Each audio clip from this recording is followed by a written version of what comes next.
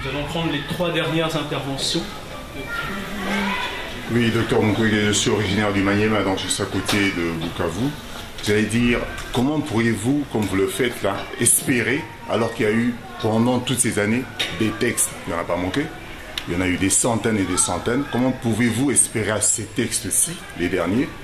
Est-ce que la situation a changé au niveau de l'assiette, au niveau de la sécurité des personnes que vous voyez régulièrement?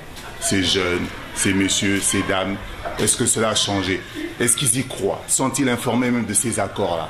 Est-ce que ça les préoccupe? C'est ça ce que nous voulions savoir. Malheureusement, je crois que, en fait, vous touchez la question. Donc, si je dois sensibiliser, c'est vous que je dois sensibiliser. Puisque je crois que, malheureusement, je trouve que ces textes, au niveau de la région du Grand Lac, on n'en parlait pas. En fait, les acteurs ne veulent pas même qu'on en parle. En fait, vous sentez une certaine timidité, alors que ce sont les seuls textes, à mon avis, les seuls qui ne portent pas les germes, en fait, des reprises des rébellions. Mais le grand problème, c'est que ces textes, on n'en parle pas. Nous essayons de faire de notre mieux pour sensibiliser, mais je pense que si la base, si les organisations de la société civile pouvaient s'approprier de ces textes, pouvoir en parler et demander les comptes, puisqu'il y a même des calendriers, on ne pose pas de questions pourquoi ce qui devrait être fait n'a pas été fait. Et je crois que lorsqu'on ne rend pas les autorités redevables de leur propre signature, vous comprenez qu'ils font ce qu'ils veulent. Et moi je pense que la seule façon de pouvoir faire avancer les choses, il faut que la base s'approprie de ces accords. Il faut bien que les organisations de la société civile s'approprient de ces textes. Et je vous invite peut-être de pouvoir voir, c'est la première fois où toutes les régions des Grands Lacs, les pays de la région des Grands Lacs acceptent et qu'ils doivent respecter la souveraineté congolaise. Je crois que ça c'est très important, puisque les armées que nous avons aujourd'hui au nord et au sud Kivu, ce ne sont pas des armées congolaises. Et je crois que ces textes, on n'en parle pas tout simplement, puisque il n'y a personne pour le faire. Je crois que le Congo devrait être le premier à pouvoir sensibiliser par rapport à ces textes. Mais à mon avis, ce n'est pas fait suffisamment. Et je vous interpelle, je dis, si vous avez la possibilité d'envoyer le plus de messages pour que la population sache, lisez ces textes et regardez, vous allez voir que tous les problèmes qui se posent en République démocratique du Congo, l'intégrité des frontières, nous n'avons pas une armée. On ne peut pas faire une armée avec des gens qui hier tués, violés, psychologiquement, complètement détruits. Ce n'est pas avec des gens comme ça qu'on fait une armée. Ce n'est pas avec des gens comme ça qu'on fait la police. Dans ces textes, il est très bien dit qu'en fait, il faut réformer les secteurs de sécurité.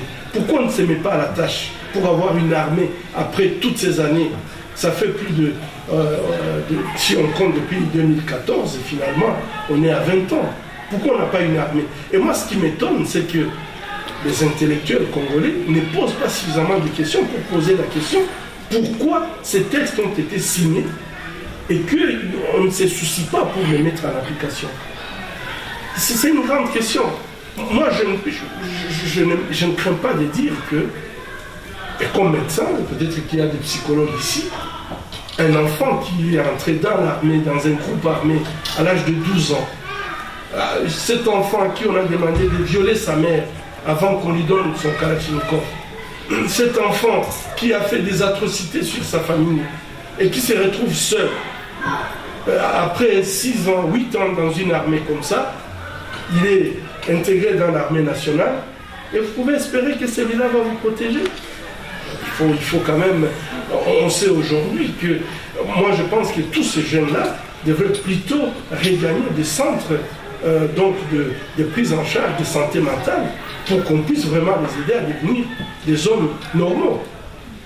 Mais c'est elle qui constitue l'armée aujourd'hui, c'est elle qui constitue la police. Ça ne peut pas marcher. Je crois que si tout le monde nous dit réformez votre armée puisque vous n'en avez pas, pourquoi nous les Congolais on ne pose pas cette question à ceux qui doivent réformer cette armée? Voilà autant de questions.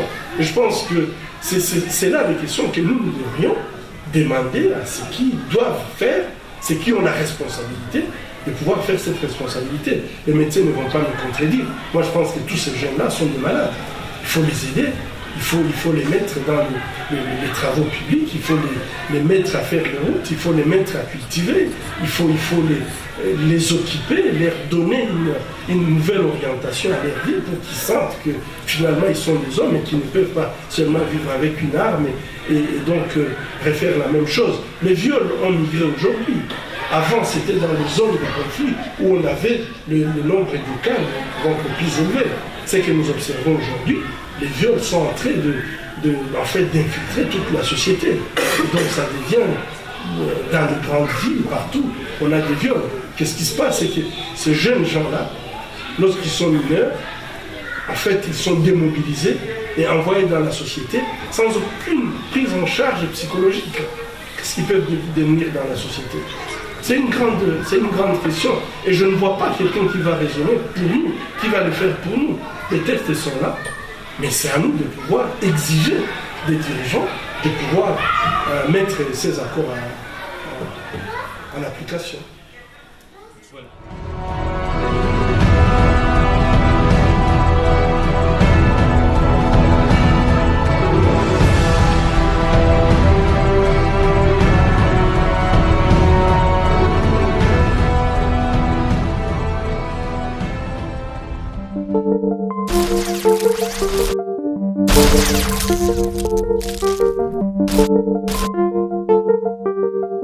Thank you.